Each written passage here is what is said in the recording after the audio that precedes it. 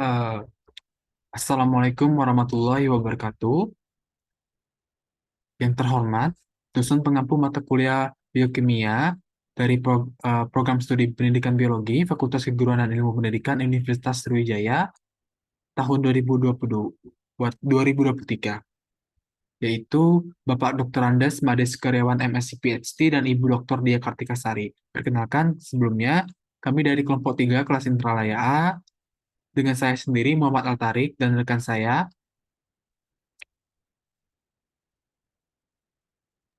Saya Nasya Putri Tiarani. Saya Harisa Maksalini. Jadi hari ini kami akan mempresentasikan tentang katabolisme asam lemak. Sebelum itu,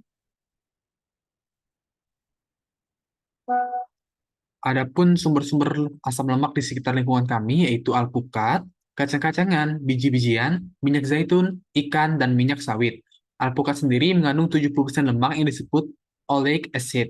Kacang-kacangan mengandung omega 3 dan juga lemak baik yang bagus untuk jantung, seperti dalam kacang kenari, biji-bijian seperti biji labu, biji bunga matahari, dan bijian yang mengandung lemak tak jenuh. Minyak zaitun juga memiliki minyak alami yang memiliki lemak yang baik untuk tubuh. Ikan-ikanan seperti ikan salmon, mackerel, herring, sarden, dan tuna merupakan beberapa contoh makanan yang mengandung asam lemak tak jenuh yang baik untuk tubuh. Serta yang terakhir yaitu minyak sawit yang mengandung asam lemak tak jenuh seperti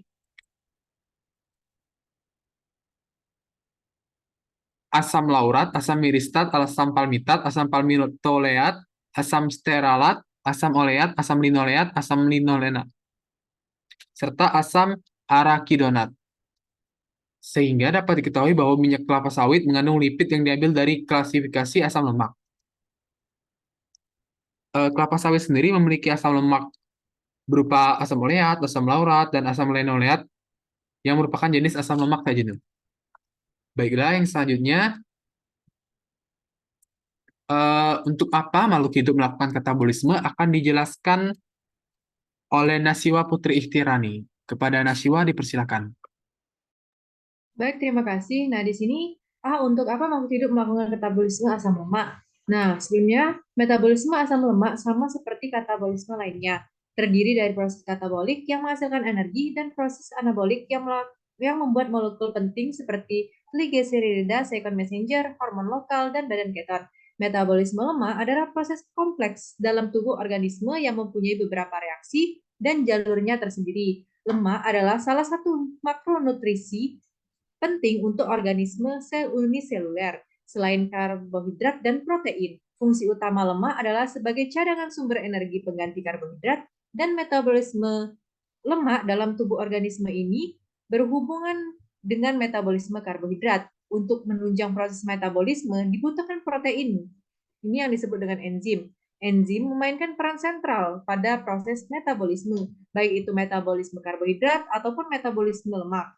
Metabolisme lemak merupakan proses tubuh untuk menghasilkan energi dari asupan lemak serta untuk menjadi sari-sari makanan dalam tubuh. Dalam metabolisme lemak menjadi energi, kita membutuhkan bantuan glukosa dari karbohidrat. Sekian dan terima kasih.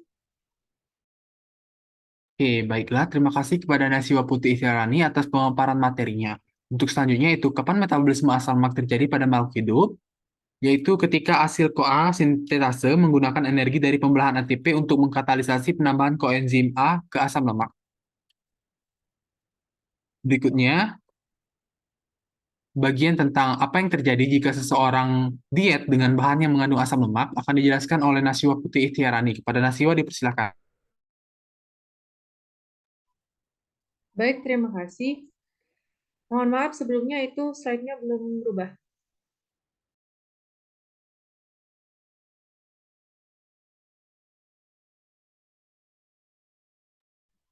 Poin cirik.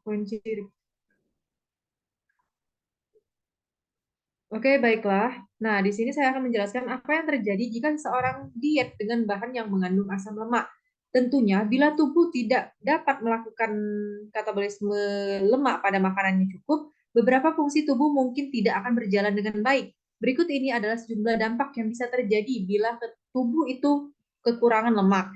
Yang pertama yaitu kekurangan vitamin. Salah satu fungsi lemak yaitu membantu tubuh menyerap vitamin yang larut, seperti vitamin A, D, E, dan K. Jika tubuh kekurangan vitamin, hal ini dapat meningkatkan resiko jumlah penyakit, yaitu rabun, gusi bengkak, mudah memar, rambut keriting, nyeri otot, depresi, hingga darah mengumpal di bagian kuku. Nah, yang kedua itu adalah dermatitis. Nah, dermatitis itu asapan lemak yang tidak cukup bisa menimbulkan kondisi dermatitis atau peradangan pada kulit. Hal ini telah dibuktikan melalui penelitian yang dimuat. Nah, penelitian tersebut melaporkan bahwa lemak termasuk bagian penting dari pembentukan struktur sel kulit. Jadi, dermatitis merupakan kondisi ketika kulit yang meradang dan sering ditandai dengan kulit kering dan bersisik. Dan yang kemudian yang ketiga yaitu akibatnya itu memperlambat proses penyembuhan luka. Kemudian yang keempat bisa berakibat depresi karena asupan lemak yang kurang bisa memicu depresi pada seseorang. Pasalnya lemak berperan penting dalam sintesis hormon dan neurotransmitter. Salah satunya yaitu serotonin. Nah, selanjutnya yaitu apabila kita berusaha untuk diet, namun akan mengakibatkan kita mudah sakit. Membatasi asupan lemak secara ekstrim bisa melemahkan sistem kekebalan tubuh kita. Akibatnya tubuh menjadi lebih mudah sakit. Nah, yang kemudian itu adalah kita akan merasakan cepat lapar. Dikarenakan lemak sehat yaitu lemak tak jenuh, ganda, dan tunggal. Dianggap sebagai sumber lemak yang baik untuk menahan rasa lapar. Bila tubuh kekurangan lemak satu ini, tidak heran menjadi cepat lapar. Akibatnya asupan kalori yang dibutuhkan serta gizi lainnya mungkin akan berlebihan karena ingin memenuhi rasa lapar. Hal tersebut membuat berat badan naik secara drastis. Saya kembalikan kepada moderator. Oke, terima kasih kepada Nasyiwa Putih Istiarani yang telah memaparkan materinya tentang bagaimana sih jika seseorang diet dengan bahan yang mengandung asam lemak. Baiklah, untuk poin selanjutnya yaitu bagaimana pengaturan metabolisme asam lemak pada makhluk hidup. Akan dijelaskan oleh Harisa Mangsalini. Kepada Harisa dipersilakan. Baiklah, bagaimana pengaturan katabolisme asam lemak pada makhluk hidup?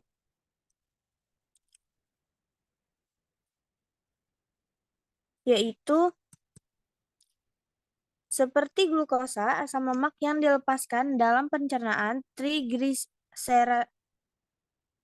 trigliserida dan lipid lainnya dipecah dalam serangkaian reaksi yang disertai dengan pelepasan energi yang dapat digunakan secara bertahap. Beberapa reaksi ini bersifat oksidatif dan membutuhkan nikotinamida adenin dinukleotida atau NAD dan flavin adenin dinukleotida atau FAD. Enzim yang berpartisipasi dalam katabolisme asam lemak adalah terletak di mitokondria bersama dengan enzim siklus asam sitrat, rantai transport elektron, dan oksidatif fosforilasi. Lokalisasi enzim dalam mitokondria ini sangat penting karena memfasilitasi efisiensi pemanfaatan energi yang tersimpan dalam asam lemak dan molekul lainnya. Oksidasi asam lemak dimulai pada membran mitokondria bagian luar. Di sana asam lemak yang seperti karbohidrat relatif inert pertama-tama harus diaktifkan dengan konversi menjadi turunan asam lemak kaya energi dari koenzim A yang disebut asil koenzim A. Aktivitas ini dikatalisis oleh asil koenzim A sintetase. Untuk setiap molekul asam lemak yang diaktifkan, satu molekul koenzim A dan satu molekul adenosin trifosfat digunakan sama dengan pemanfaatan bersih dari dua ikatan energi tinggi dalam satu ATP molekul, dan bukan adenosin difosfat. Selanjutnya, asil CoA lemak berdifusi ke membran mitokondria bagian dalam di mana ia bergabung dengan molekul pembawa yang dikenal sebagai karnitin dalam reaksi yang dikatalisis oleh karnitin asil transferase. Turunan asil karnitin diangkut ke dalam matriks mitokondria dan diubah kembali menjadi asil CoA lemak. Karnitin adalah turunan asam amino yang disintesis oleh metionin dan lisin. Asam lemak yang diperoleh dari pemecahan trigliserida dan lipid lainnya dioksidasi melalui serangkaian reaksi yang dikenal sebagai beta oksidasi. Dalam setiap putaran beta oksidasi, satu molekul asetil-CoA, satu molekul NADH, dan satu molekul FADH diproduksi. Asetil-CoA, NADH, dan FADH digunakan dalam siklus asam sitrat, rantai transport elektron, dan oksidatif fosforilasi untuk menghasilkan ATP. Baiklah, saya kembalikan kepada moderator.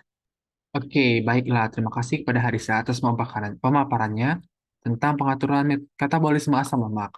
Jadi, apa sih yang membedakan jumlah energi yang dihasilkan dari katabolisme glukosa dengan katabolisme asam lemak ini? Maka dapat ditarik kesimpulan bahwa 1 gram glukosa menghasilkan 1,56 kilokalori energi atau 1,56 per gram glukosa. Untuk asam lemak ini bergantung pada jenis asam lemak yang dikatalisis. Contohnya, asam palmitat.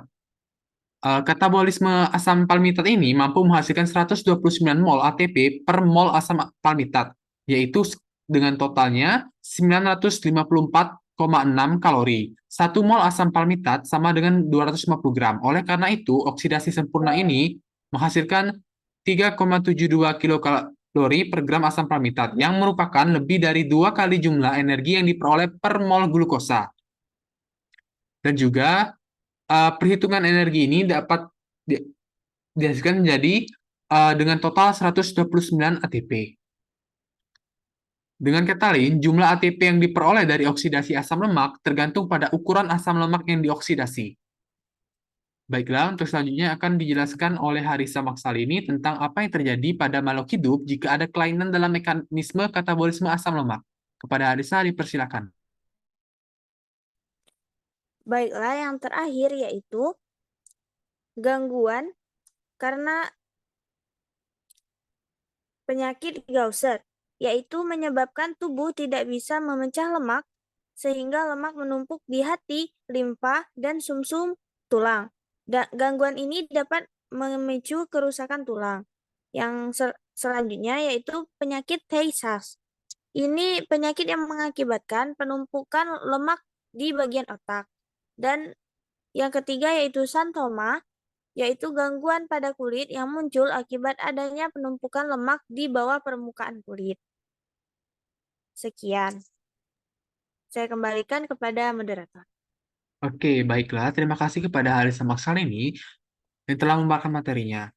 Dengan demikian, berakhir sudah presentasi kami mengenai katabolisme asam lemak. Oleh karena itu, saya mewakili kelompok 3 kelas nilai A, ingin meminta maaf kepada para penonton yang dikarenakan jika terdapat kesalahan kata-kata dan kepada Tuhan Yang Maha Esa kami mohon ampun. Dengan ini kami tutup. Wabillahi taufiq wal hidayah. Wassalamualaikum warahmatullahi wabarakatuh.